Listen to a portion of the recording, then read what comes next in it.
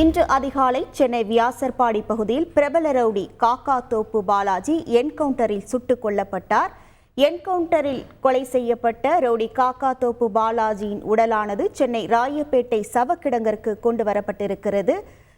இதனால் ராயப்பேட்டை மருத்துவமனையில் போலீசார் குவிக்கப்பட்டிருக்கிறார்கள். இது குறித்தான முழு விவரங்களோடு இணைகிறார் நமது செய்தியாளர் சமயமணிவண்ணன். வணக்கம் சமயமணிவண்ணன். தற்போது ராயப்பேட்டை மருத்துவமனையில் எவ்வளவு போலீசார் பாதுகாப்பு பணியில் ஈடுபட்டிருக்கிறார்கள்? அங்குள்ள கள நிலவரங்கள் என்னவாக உள்ளது?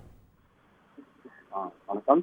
சென்னை வியாசர்பாடி பகுதியில் இன்று அதிகாலை சுமார் 4:50 மணி அளவில் போலீசாரால் என்கவுண்டர் செய்யப்பட்டு சுட்டுக்கொலை செய்யப்பட்ட ரவுடி காக்காத்தோப்பு பாலத்தின் உடலானது தற்போது சென்னை ராயப்பேட்டை மருத்துவமனைக்கான சவக்கிடங்கிற்கு கொண்டு வரப்பட்டது.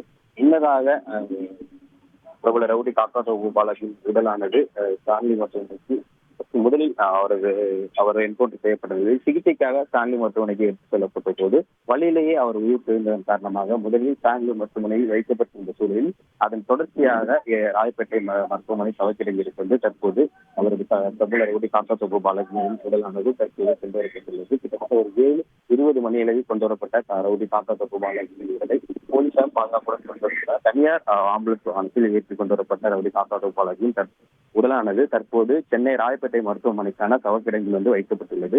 இதனையொட்டி தற்போது ராயப்பேட்டை மருத்துவமனைக்கான சவக்கிடங்கில் வந்து கிட்டத்தட்ட ஒரு 30க்கும் மேற்பட்ட போலீசார் பாதுகாப்பு பணியில் ஈடுபடுத்தப்பட்டுள்ளனர். குறிப்பாக ராயப்பேட்டை உதவி ஆணையர் இளங்கோவன் தலைமையில் கிட்டத்தட்ட 30க்கும் மேற்பட்ட போலீசார் வந்து தற்போது இந்த ராயப்பேட்டை மருத்துவமனைக்கான சவக்கிடங்கில் வந்து பாதுகாப்பு பணியில் ஈடுபடுத்தப்பட்டுள்ளனர். இதன் தொடர்ச்சியாக ரவுடி காக்காத்தோப்பு பாலாஜியின் உடலானது சுமார் ஒரு 10 மணிக்கு மேல் வந்து பிரேத பரிசோதனை செய்யப்படும் சூழலில் வந்து அதன் தொடர்ச்சியாக காவல்துறையானது அடுத்த கட்ட பணியை மேற்கொள்ளவும் தகவல் தெரிவிக்கப்பட்டுள்ளது. உங்கள் முழு விவரங்களுக்கு நன்றி சமயமணிவண்ணன். செய்திகளை உடனுக்குடன் தெரிந்து கொள்ள உடனே சப்ஸ்கிரைப் பண்ணுங்க.